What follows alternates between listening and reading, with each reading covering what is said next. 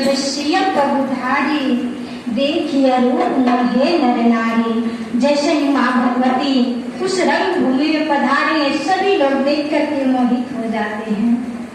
संतगण बताते हैं कि एक पुरुष एक स्त्री पे मोहित हो सकता है, एक स्त्री पुरुष पे मोहित हो सकती है, लेकिन आज यहाँ पे लिखते हैं देखिए रूप मोहे नर नारी, सभी लोग मोहित हो जाते हैं।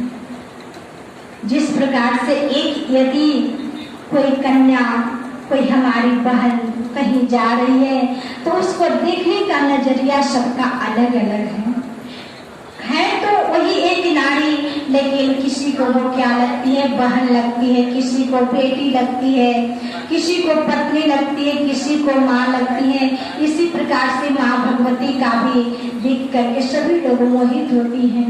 वहाँ की बहनें जो रहती हैं अपने जान की बहन को देख करके मोहित होती हैं। वहाँ की जो दुष्ट राजागण रहते हैं वो सभी अपने पत्नी रूप में देखते हैं। इस प्रकार से सभी लोग मोहित हो गए। अब समय जान करके राजा जनक जी कहते हैं अपने दूत से कि हमारा जो वीरावली है उस वीरावली को सुनाओ। वीरावली दूत उनका सुनाता है कि हे राजागण, जितने भी आप सभी लोग देश विदेश से आज इस मिथिला नगरी में पधारे हुए हैं, सबका सादर नंदन अभिनंदन करता हूँ। और हमारे राजा जनक जी का जो प्रतिज्ञा है वो ये है कि जो शिव धनुष को तोड़ेगा उसी के साथ हमारी जानकी का विवाह किया जाएगा। उनका दूत कहता है कि आप सबका जो बल है वो चंद्रमा के भांति है। चंद्रमा तो प्रत्येक दिन घटते बढ़ते रहता है। और मानो दूतगण एक और संकेत करना चाहते हैं कि अरे दुष्ट राजागण, जो आप इतने सुंदर राजकुमार का वेश धारण करके पहुंचे हुए हैं, पता नहीं जानकी आपको क्या रिलेशन में लगती हैं। जानकी तो लक्ष्मी स्वरूपा, उनको कहाँ से प्राकट्य हुआ है,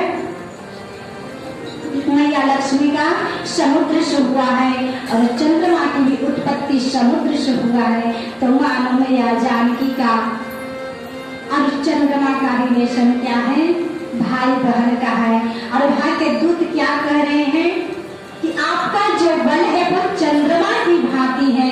तो मानो ये संकेत करना चाहते हैं कि जानकी तो आपकी बहन है, फिर भी विवाह करने के लिए पहुंचे हो।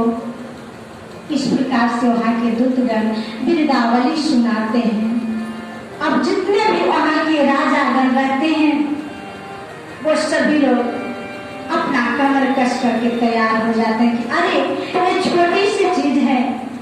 वहाँ पे रावण भी सुंदर राजकुमार का भेष धारण करके बैठा हुआ था, बानासुर भी वहाँ पे बैठा हुआ था। सभी लोग कहता है अरे मैं इतने बड़े बड़े कार्य कर दिया हूँ तो ये धनुष क्या चीज है। और सभी लोग बारी बारी से जाकर के धनुष को तोड़ना चाहते हैं, लेकिन किसी से धनुष हिलता तक नहीं है। जैसे ही जाते हैं कमर कसते हैं, मुझको टाइट करते हैं और जाकर के धनुष को जैसे छूना चाहते हैं वो दूर ही बेहोश हो जाते हैं। तब सभी राजागण एक प्लान बनाते हैं और कहते हैं कि चलो हम सभी राजागण एक साथ मिल करके और धनुष को तोड़ेंगे। देखिए दुष्ट व्यक्ति का कैसा विचार होता है। जब सभी राजागण ऐसा नियोजन करते या योजना बनाते हैं तब उसमें से कहते हैं कि अरे जब सभी राजागण मिलकर के धनुष को तोड़ेंगे तो विवाह किसके साथ जानकी का होगा। उसमें से राजागण कुछ समझदार थे, वो कहते कि ऐसा काम नहीं करना चाहिए, नहीं तो हमारी हंसी होगी। बोलते चलो ना भाई चल करके धनुष तोड़ेंगे। जब सभी लोग मिल करके धनुष को तोड़ देंगे फिर आपस में युद्ध करेंगे और युद्ध करने के पश्चात जिसकी विजय की प्राप्ति होगी उसी के साथ जानकी का विवाह होगा। इस प्रकार से दुष्ट व्यक्ति लोग आयोजन बना रहे हैं। बाबा गोस्वामी तुलसीदास जी कहते हैं सहस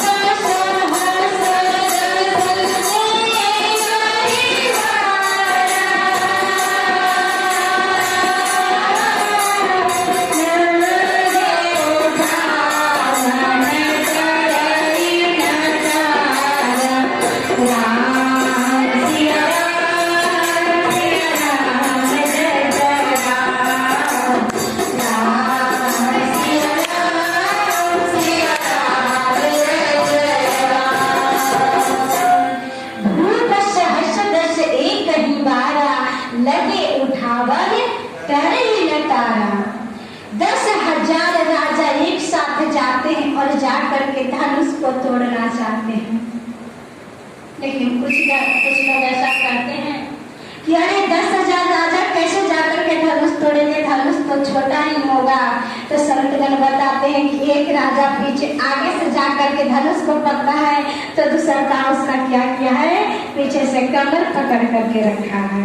इस प्रकार से 10,000 राजागण धनुष को तोड़ने के लिए जाते हैं, लेकिन कहते हैं पैरा ही न तारा और हिलता भी नहीं है। सभी लोग लज्जा के मारे वहां से मुंह लटकाए आकर के अपना सिंहासन पे बैठ जाते हैं।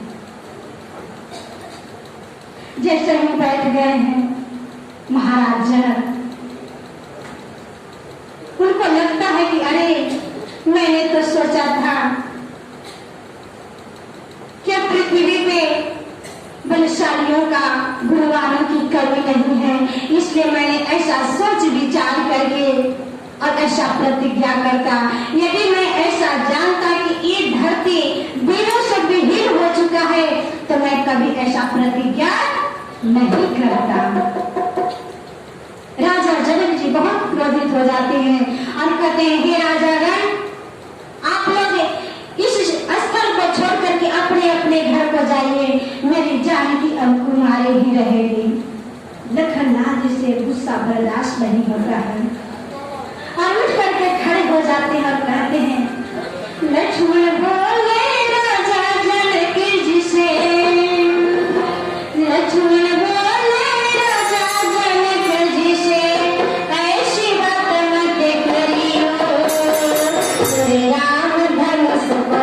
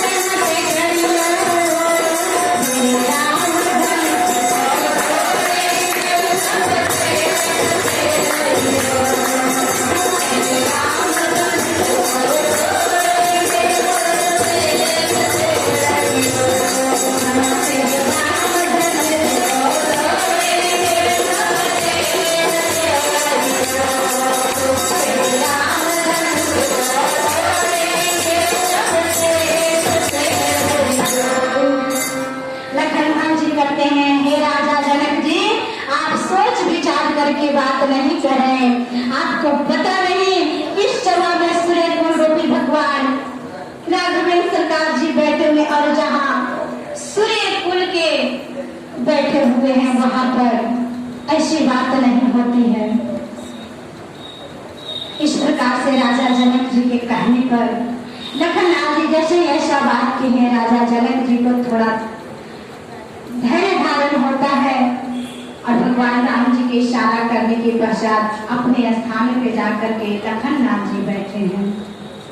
अब विश्वामित्र जी कहते हैं कि हे राघव, जड़ जाकर के जो राजा जनक जी के मन में भ्रम है कि एक पृथ्वी दिनों से विहीन हो चुका है, उस भ्रम को मिटाओ। और विश्वामित्र जी के कहने पे गुरु जी के चरणों में प्रणाम करके और अपने माता पिता सबके चरणों में प्रणाम किए हैं और धीरे धीरे भगवान राम उठ करके धनुष की ओर बढ़ रहे हैं। जैसे धनुष की ओर धीरे धीरे बढ़ते हैं, मैया जानकी प्रसन्न हो जाती हैं और भगवान से प्रार्थना करने लगती हैं कि हे गणेश जी, जो भी मैंने आज तक के सत्य कर्म की हूँ, पूजा पाठ की हूँ, वो सबका फल मुझे आज दीजिए। और धनुष से भगवान से प्रार्थना करती हैं कि हे धनुष देव, आप इतनी हल्की हो जाइए कि जो हमारे प्रभु श्री राम जी इस धनुष को तोड़ दें। धनुष देव कहते हैं, ये जानकी मैं कितना हल्का हो जाऊं। मैया जानकी कहती है कि जब भगवान को मैंने पुष्प वाटिका में देखा तो पसीना छूट रहा था पुष्प तोड़ने में, तो आप भी बता सकते हैं कितना हल्का होना चाहिए। धनुष जब एकदम हल्का हो जाते हैं और जाकर के खड़े हैं, मैया जानकी व्याकुल हो रही है। राघवेंद्र सरकार करते का वर्षा जब कृषि सुखाने, बारिश हो करके ही क्या होगा जब कृषि सारा फसल सूख चुका हो, मर चुका हो। इसलिए अभी हमको जल्दी से धनुष को तोड़ देना चाहिए। और सभी राजागण देखते रह गए और भगवान राम क्या किए कि बाएं हाथ से, एक हाथ से कैसे धनुष को पकड़े और कैसे तोड़े किसी को पता ही नहीं चला। प्रेम से श्याम रामचंद्र भगवान की। इस प्रकार से भगवान धनुष को पकड़े हुए हैं। लीत चढ़ावत खैंचते गाढ़े, अका फूल लखा एक सब उठाड़े। भगवान बाएं हाथ से धनुष को पकड़ते हैं और कैसे तोड़ डाले ये किसी को पता ही नहीं चला।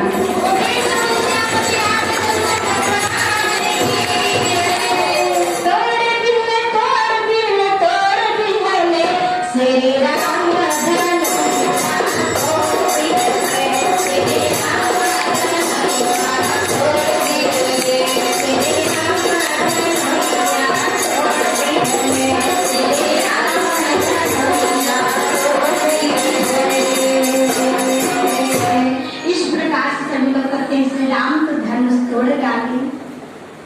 और मैया सुनैना करती हैं कि हे पुत्री, जाओ जाकर के अपने राघव के गले में वरमाला पहनाओ।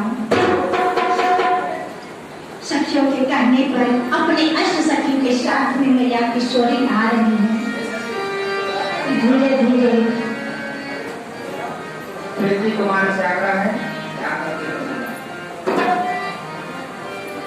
प्रेम से श्यामपति रामचंद्र भगवान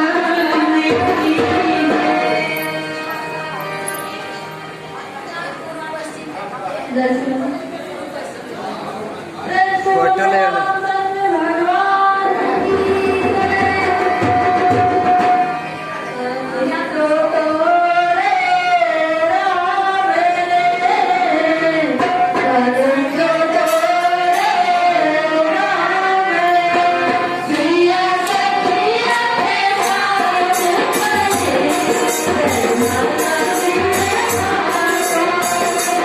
Thank you.